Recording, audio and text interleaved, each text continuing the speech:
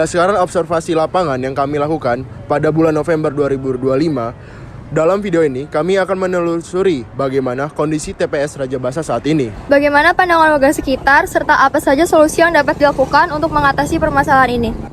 TPS Raja Basa terletak di kawasan padat penduduk. Setiap harinya, ratusan kilogram sampah menumpuk di lokasi ini.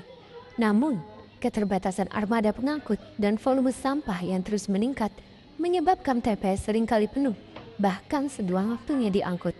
Lantas, bagaimanakah tanggapan warga sekitar lokasi mengenai kondisi ini? Perkenalkan, nama saya Revia. Di sini saya mahasiswa Universitas Lampung yang akan mewawancari Bapak pada hari ini. Nah, sebelumnya dengan Bapak siapa ya, Pak? Hendora Prisando.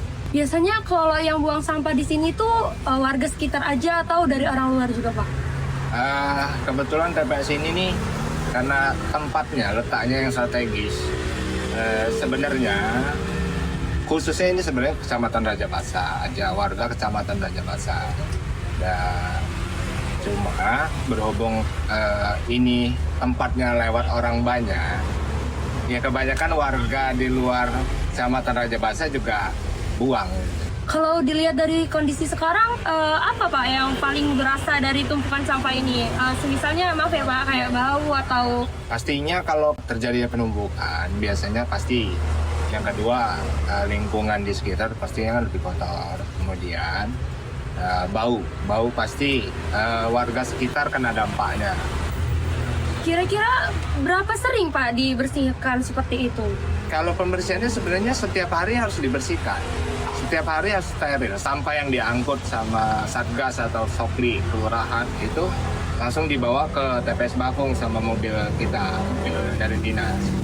Kalau dari sisi kenyamanan tinggal nih Pak, apa sih yang paling terganggu buat warga di sini? Ya itu tadi sih, sebenarnya kalau misalnya terjadi penumpukan, yang terganggunya itu tadi masalah baunya, masalah bau sampah. Baik Pak, menurut Bapak, siapa yang paling bertanggung jawab atas kondisi ini? Apakah warga, apakah pemerintah, atau dua-duanya? Sebenarnya begini, kalau masalah sampah itu secara umumnya warga dan pemerintah harus saling membantu, saling kerjasama. Yang pertama kesadaran kita sebagai warga, kemudian didukung dengan kinerja pemerintah, kayaknya pasti ke depan lebih baik, selalu lebih baik.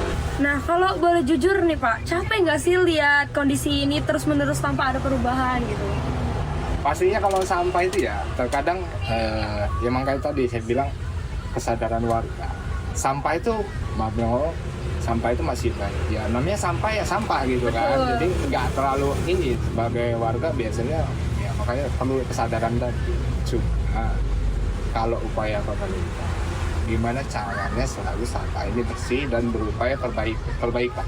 Ya kayak seperti ini kan tadinya terjadi penumpukan, sering penumpukan sampah, sekarang sudah mulai bersih.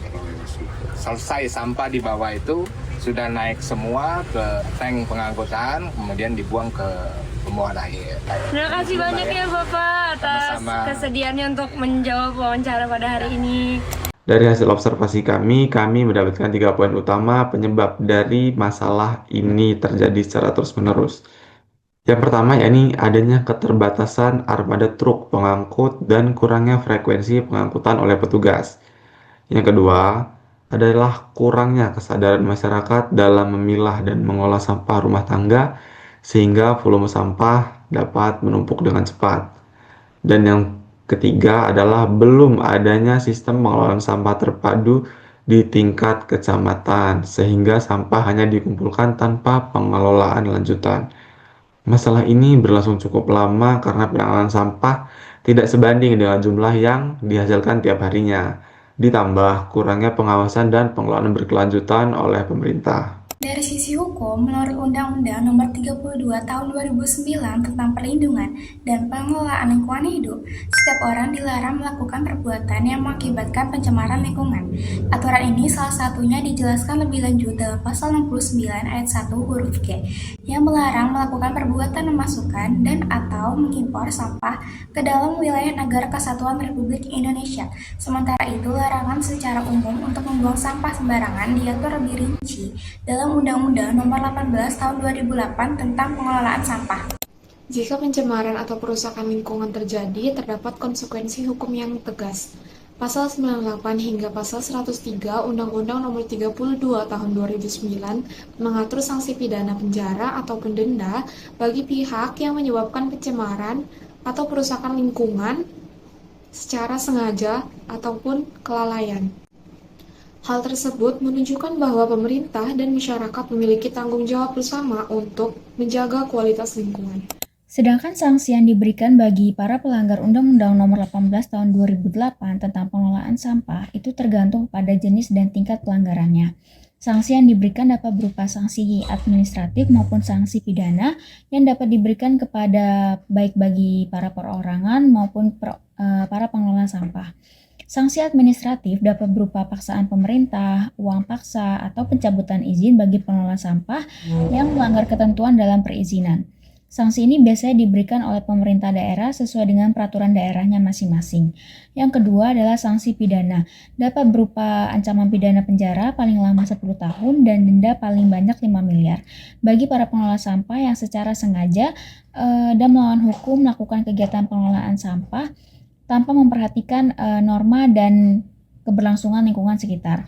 Kemudian perlu diketahui bahwa para pihak yang tidak melakukan pengawasan dengan baik dan benar juga dapat dipidana jika tidak melakukan sesuai dengan ketentuan yang berlaku dalam undang-undang, sehingga menimbulkan pencemaran yang dapat merugikan masyarakat dan warga masyarakat lainnya.